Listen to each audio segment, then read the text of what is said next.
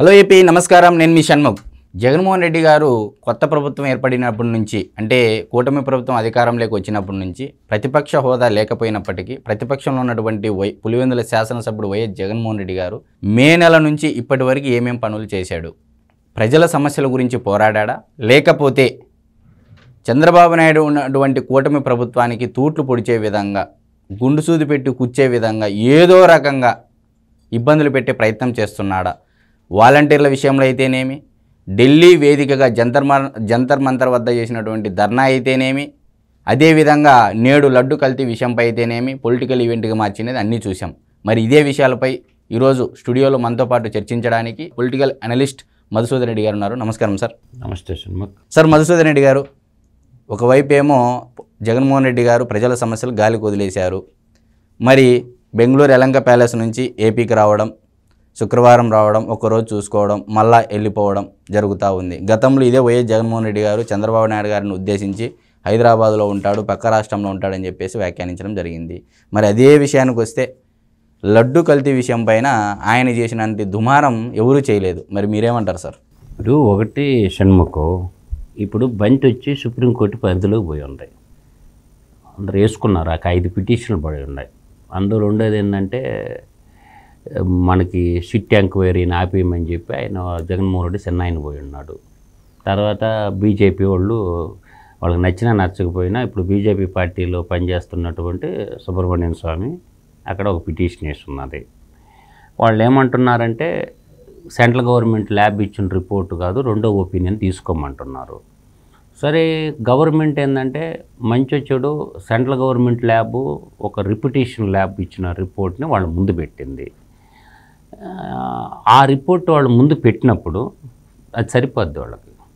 దాన్ని చూసుకొని ఆ రిపోర్ట్ బేస్ చేసుకొని వాళ్ళు ఇతండవాద క్వశ్చన్లకు సమాధానం ఎవరు చెప్పలేరు. అసలు ఆ ప్రశ్నలు అడగాల్సింది ఎవరిని? యువజన శ్రామిక రైతు పార్టీ నాయకులను అడగాల. అక్కడ పిటిషనర్దారుగా ఉన్నటువంటి సుబ్బారెడ్డి ఉన్నారు. సుబ్బారెడ్డి గారు, మీ పీరియడ్లో 5 ఏళ్ల కాలంలో మీ టెస్ట్ రిపోర్ట్లు పట్టకరండి, మీరు టెస్ట్ చేయించారా లేదా, ల్యాబ్ రిపోర్ట్లు వేయి మీ దగ్గర. ఈ గవర్నమెంట్ వచ్చి రిపోర్ట్ చేయించింది కాబట్టి వచ్చింది. మనకి కాంట్రవర్సీ డైలాగ్ ఏంటంటే ఈ మెటీరియల్ వాడిర్రా అని అంటారు. అంటే వాడకపోతే కొన్ని ట్యాంకర్లు వాడకపోతే అదే కదా ఏఆర్ డైరియా సప్లై చేసింది. కాబట్టి నేను అంటుండే పాయింట్ ఏంటంటే ఇక్కడ ఒక టెక్నికల్ ఇష్యూ మనం చూసుకోవాలా. ఇక్కడ మేజర్ ఒకటే ఉంది షణ్ముఖ్, ఎవరికి నచ్చినా నచ్చకపోయినా సుప్రీంకోర్టు జడ్జీలు కూడా సైంటిఫిక్ ఎవిడెన్స్ని పక్కన పెట్టుకోవాలి. కెమిస్ట్రీలో వాళ్ళు ఏమి నిష్ఠాతులు కాదు కదా. కెమికల్ ఇంజనీర్లు ఇవ్వాల్సిన డేటా దాదాపు 39 టెస్టులు చేసి ఒక రిపోర్టు సబ్మిట్ చేస్తే, 39 టెస్టులు చేసి క్లియర్గా రిపోర్టు సబ్మిట్ చేస్తే ఈ రిపోర్టు అనాలిసిస్ జడ్జిలకు తెలుస్తుందా? నేను అడిగే డైరెక్ట్ ప్రశ్న. ప్రశ్నించకూడదని కాదు, రిపోర్టు అనలైజ్ ఎవరు చేయాలా? ఐఐసిటి వాళ్ళు, ఇండియన్ ఇన్స్టిట్యూట్ ఆఫ్ కెమికల్ టెక్నాలజీలకు సంబంధించిన ఎలక్ట్రికల్ ఇంజనీర్స్, తర్వాత డైరీ సైన్స్ వాళ్ళు, తర్వాత national food and safety authority వాళ్ళు, వీళ్ళందరూ అనాలిసిస్ చేసి ఒక డైరీ రిపోర్టే మీరు కాదు ఇది వాడారా అని అంటే, అంతకుముందు వాడిన ట్యాంకర్లను వీళ్ళు ఈ విధంగా సప్లై చేసినాయి కదా. ఇప్పుడు చేయాల్సింది పాయింట్ ఏంటంటే నా దృష్టిలో ప్లామాటిక్ ఆయిల్ ఎక్కడి నుంచి వస్తుంది దాంట్లో క్లియర్గా మెన్షన్ చేశాడు. కాలం నెంబరు ఇక్కడ 30 ప్లామాటిక్ ఆయిల్ 40% ఉందని. అంటే ప్లామాటిక్ ఆయిల్ అనేది ఎక్కడి నుంచి వస్తుందో నాకు చెప్పమానండి. ఫస్ట్ నేను అనేది ఏంటంటే ఎవరు చెవులో పువ్వు పెట్టదామని అనుకుంటారు. వెన్నలో ప్లామాటిక్ ఉంటుందా? That is the my question. ఉంటుందా? నిరూపిస్తారా? ఇంకా సింపుల్గా నేను ఒక టెక్నిక్ చెప్తాను. మన ఇంట్లో ఏ తల్లైనా ఏ బిడ్డైనా ప్రతి గ్రామంలో ఇంజనీరింగ్ చదివే పిల్లలు ఉన్నారు. ఒరే బాబు, మీ ఇంట్లో వెన్న ఉంటుంది, అమ్మ మజ్జిగ చిలకద్దు కాబట్టి వెన్న ఉంటుంది. ఆ వెన్న తీసుకొని దానికి సేమ్ పత్తి ల్యాబ్ ఉంటుంది. ఏది మనకి డిగ్రీ కాలేజీలో ల్యాబ్ ఉంటుంది, తర్వాత యూనివర్సిటీల్లో ల్యాబ్లు ఉంటాయి. ఏది నాగార్జున యూనివర్సిటీ తీసుకోవచ్చు, తిరుమల వెంకటేశ్వర స్వామి, ఏడబెట్టి ఇంటర్మీడియట్కి కూడా ల్యాబ్ ఉంటాయి కదా. బైపీసీ ఎంపీసీ చదివి కూడా ల్యాబ్కి పోతారు కదా. బాబు పిల్లలు, మీకు 2 చేతులు ఎత్తి దండం పెడతారు. పెద్దలు చేయలేని పని మీరు చేయండి బాబు పిల్లలు. మీరు రేపు కాలేజీకి పోయేటప్పుడు ఎన్న ఎత్తుకోబోండి. ఆ వెన్న ఎత్తుకోబోయి సేమ్ వాల్యూ ఉండే HCl దాంట్లో పోయింది, హైడ్రోక్లోరిక్ యాసిడ్ హైడ్రోక్లోరిక్ యాసిడ్ పోయింది. పోసిన తర్వాత బాగా చివకొట్టండి, కొద్దిగా హీట్ చేయండి, ఆ యొక్క ట్యూబ్ పెట్టేసి హీట్ చేయండి. హీట్ చేసిన తర్వాత మిక్స్ అయిపోద్ది. తర్వాత దాంట్లో చిటికెడంత ఉప్పు, సాల్ట్ వేసి ఇట్ట జలకొట్టండి. జలకొట్టితే ఎల్లో కలర్ వస్తుంది. ఎల్లో కలర్ వస్తుంది. ఒక సింపుల్ టెక్నిక్తో వెన్న ఏ కలర్ ఉంటుందో మనకు తెలిసిపోద్ది, గీ ఏ కలర్లో ఉంటుందో తెలిసిపోద్ది. రెండోది ఏంటంటే కవ్వు ఒక గీ గ్రాస్ మేస్తుంది. గ్రాస్ కలర్ కోడ్ పసుపు. గ్రాస్ మేసి తిని మిల్క్ ఇస్తుంది కాబట్టి. అయితే సార్ మా చిన్నపిల్లలప్పుడు కొంత పిట్టు పెడతారు. పిట్టు అంటే ఏంటంటే ఆముద పిట్టు, తర్వాత ఏరుశనగ పిట్టు, ఏరుశనగ పల్లీలు మనకు గ్రైండింగ్ చేసేటప్పుడు పిట్టు వస్తుంది, అది పశువులకు పెడతారు. కొబ్బరి పిట్టు, ఇటువంటి వాటిల్లో లైట్గా 1 or 2% లాక్టిక్ యాసిడ్ అనేది ఉంటుంది. కానీ ఈ రిపోర్ట్లో షణ్ముఖు క్లియర్గా ప్లామాటిక్ యాసిడ్ అనేది 40%కి 40.19% ఉందని ఇచ్చిన తర్వాత కంటామినేటెడ్ కాకుండా ఏమైంది? ఈ క్వశ్చన్ రాదా? అసలు వెన్నలో ఉండదండి ప్లామాటిక్ కాయలు. మీకు ఇంకో టెస్ట్ ఉంది, బిఆర్ టెస్ట్ అంటారు. ఈ బిఆర్ టెస్ట్లో కూడా మనకి క్లియర్గా ఇచ్చున్నారు. దాన్ని చూసుకొని కూడా మాట్లాడుకోకుండా ఈ రిపోర్ట్ అంతా సెకండ్ ఒపీనియన్ ఎందుకు బాగాలేదు ఇక్కడ క్లియర్గా ఇచ్చాడు.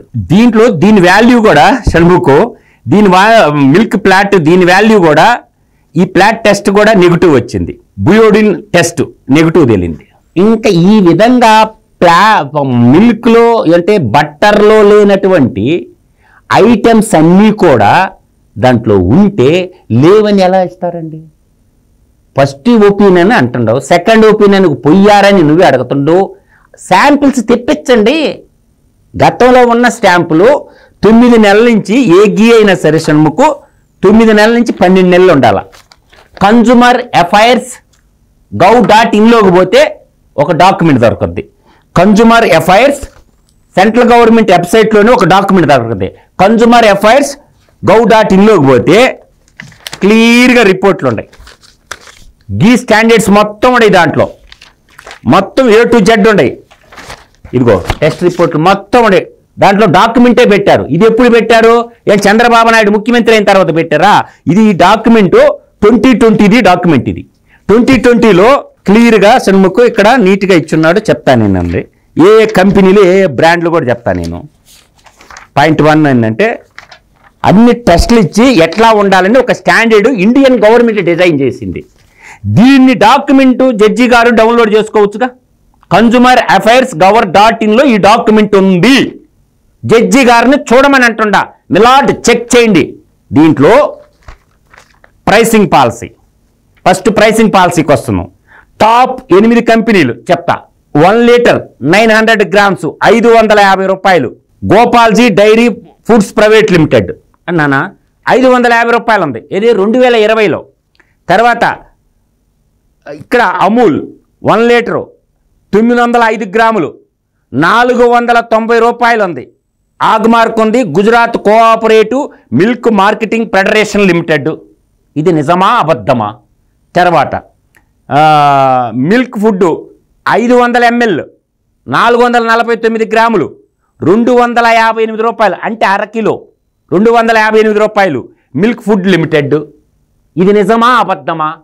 తర్వాత పతంజలి 500 ml 285 రూపాయలు అరకిలో, అంటే పతంజలి ఆయుర్వేదిక్ లిమిటెడ్. ఈ విధంగా మొత్తము.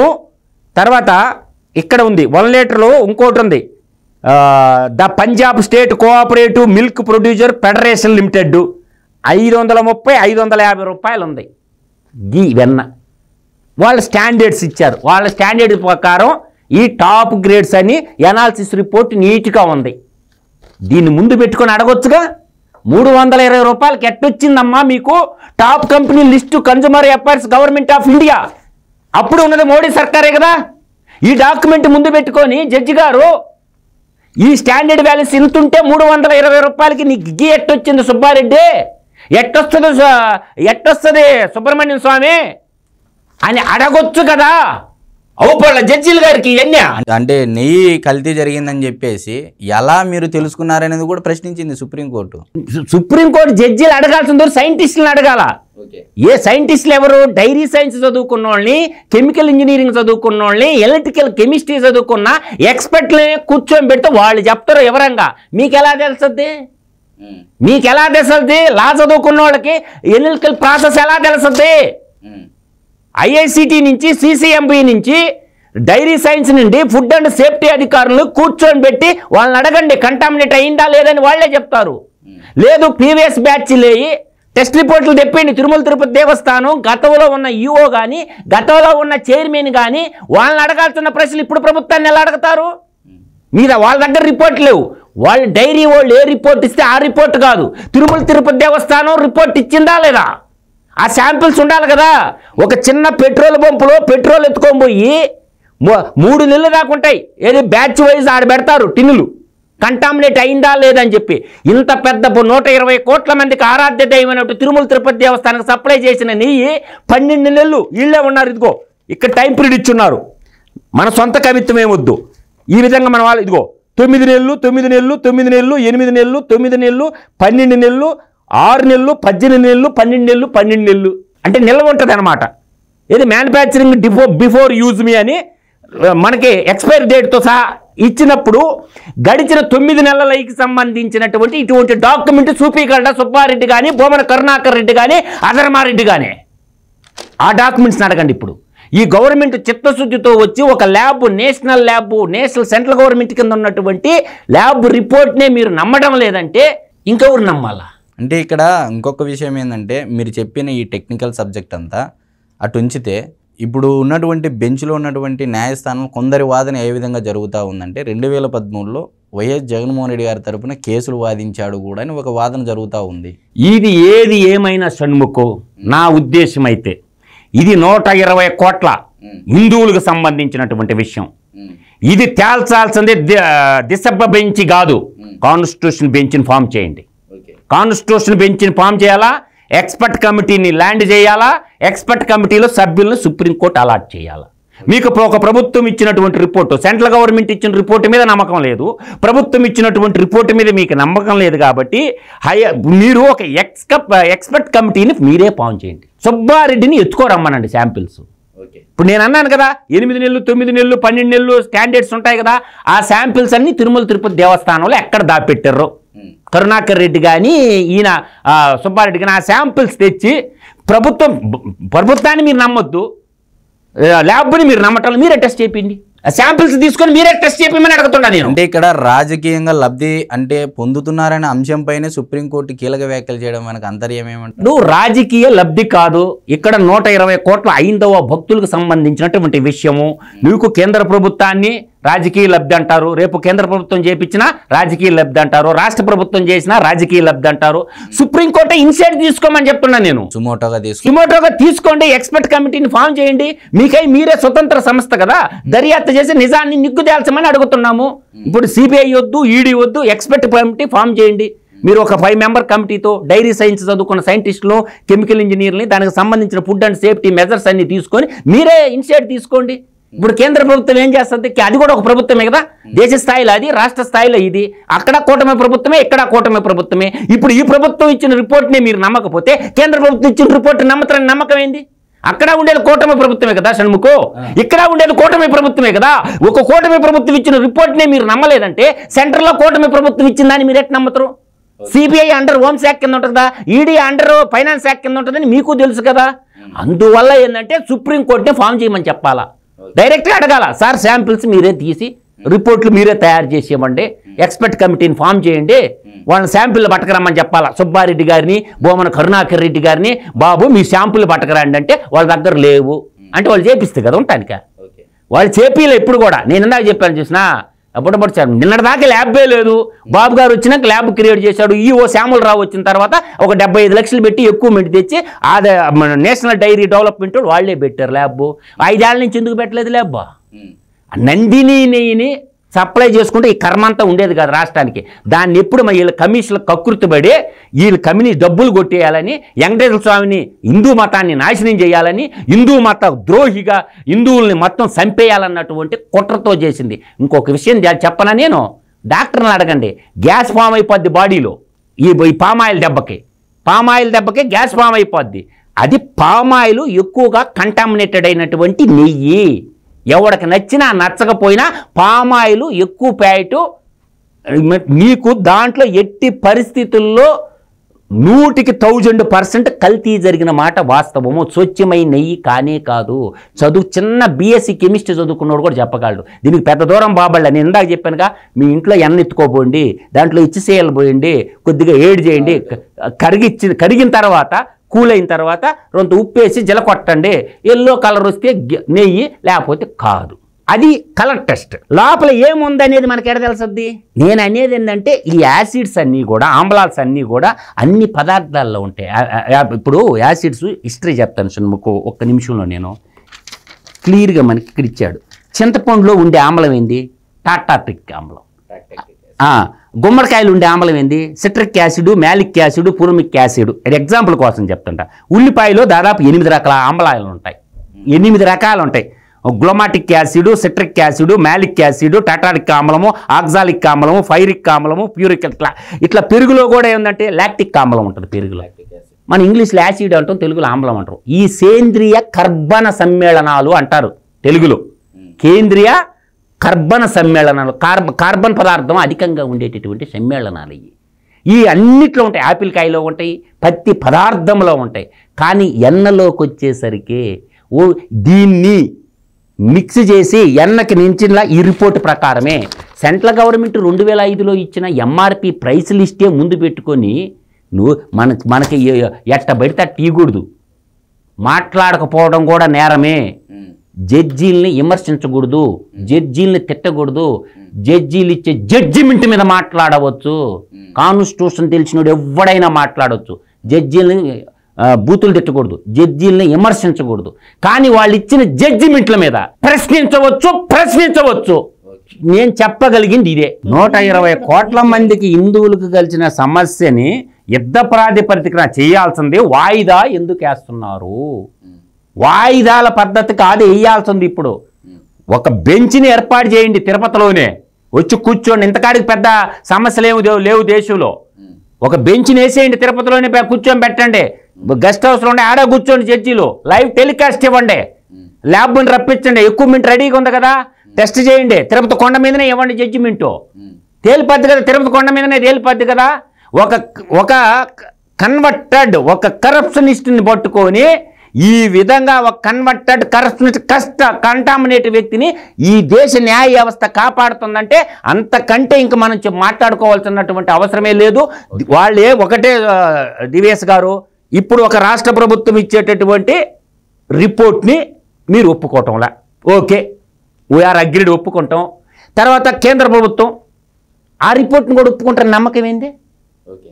ఒకటి నేను ఇంకో మాట అడుగుతుందా, నేను ఇంకో మాట కూడా అడుగుతా. బొబ్బిలిపల్లిలో ఎన్టీ రామారావు చెప్తాడు, ఒక లోవర్ కోర్టు ఒక తీర్పు ఇచ్చింది, హైకోర్టు ఒక తీర్పు ఇచ్చింది, సుప్రీంకోర్టు ఒక తీర్పు ఇచ్చింది. అంటే కోర్టుకి తీర్పుకి రాజ్యాంగం అంటే ఆయన జడ్జి కదా, ఆయన జడ్జియా కాదా నా దృష్టిలో? అంటే మీరేనా జడ్జీలా? మీరేనా జడ్జీలు? వాళ్ళు జడ్జీలు కాదా? నేను అంటుండేది ఏంటంటే దర్యాప్తు అనేది మీకు కేంద్ర రాష్ట్ర ప్రభుత్వాల మీద నమ్మకం లేనప్పుడు మీరేయండి ఎక్స్పర్ట్ టీమ్ని, మీరేసి మీరు తీర్పు చెప్పండి. ఇప్పుడు 11 popular regular selling cow ghee brands tested at the different parameters including vitamin A, milk flat, adulteration, flavour testing among others అని కన్జ్యూమర్ అఫైర్స్ వెబ్సైట్లోనే ఉంది. ఇది ఇప్పటికీ ఉంది డాక్యుమెంట్. 2020 రేట్లు నేను చెప్పింది. 550 రూపాయలు వాళ్ళే పెట్టుంటే వీళ్ళంతా ఇప్పుడు బయటికి రావాలి కదా, పతంజలి వాళ్ళు కూడా బయటికి రావాలి. ఎందుకంటే రామ్దేవ్ బాబా దేశభక్తుడు కదా, యోగా గురువు కదా, ఆయన కూడా ఉంది సన్ముఖో పతంజలి ఆయుర్వేద లిమిటెడ్ 200 కిలో. ఇప్పుడు ఇక్కడ ఏ రకంగా చూసినా కూడా 580 రూపాయలు. శ్రీ బద్రీనాథ్ ఆయుర్వేద భవన్ ప్రైవేట్ లిమిటెడ్ ఉంది, పరాగ్ మిల్క్ ఫుడ్స్ ఉంది, 295 రూపాయలు, అంటే ఇంచుమించు 590 రూపాయలు కిలో లీటర్ గీ ఉంటే ఫుడ్ సైడే మళ్ళీ 319కి ఇస్తున్నాడు. Parag milk foods limited 295 half కిలోనా హాఫ్ కిలో ఓకే 295 452 గ్రాములు 500 ml సార్. 2019లో ప్రజలతో ఆడుకున్నాడు సార్. తర్వాత మీకు బాగా అర్థం చేసుకోండి, 2019లో ప్రజలతో ఆడుకున్నాడు, జగన్ నాటకం రత్తి కట్టింది, రిజల్ట్ వచ్చింది. తర్వాత ఆ నుంచి వచ్చిన తర్వాత ఇంకా రాజకీయ నాయకులు ఫుట్బాల్ ఆడటం మొదలుపెట్టిండు, వ్యాపారస్తులను ఫుట్బాల్ ఆట ఆడిండు, ప్రశ్నించే వాళ్ళని ఫుట్బాల్ ఆట. అది అయిపోయిందా? ఆ తర్వాత కోర్టులు న్యాయ వ్యవస్థని వాడుకున్నాడు, అది ఆ పదవిని అడ్డం పెట్టుకొని. తర్వాత అన్ని రకాలుగా ఆట ఆడుకున్నాడుగా. ఇప్పుడు ప్రజలతో ఆట ఆడుకున్నాడు, న్యాయ వ్యవస్థ ఆడుకున్నాడు, ఉద్యోగస్తులు ఆడుకున్నాడు, పారిశ్రామికవేత్తలు, చివరికి సినిమా హీరోలను కూడా ఆట ఆడుకున్నాడు. దళితులను ఆట ఆడుకోలేదా? అందరినీ సమస్తం అచ్చెన్న డాక్టర్ మొత్తాన్ని అచ్చెన్న ప్రొఫెసర్ అచ్చెన్న డాక్టర్ అయితేనే తర్వాత కార్ డ్రైవర్ని చంపేసి డోర్ డెలివరీ చేశారా?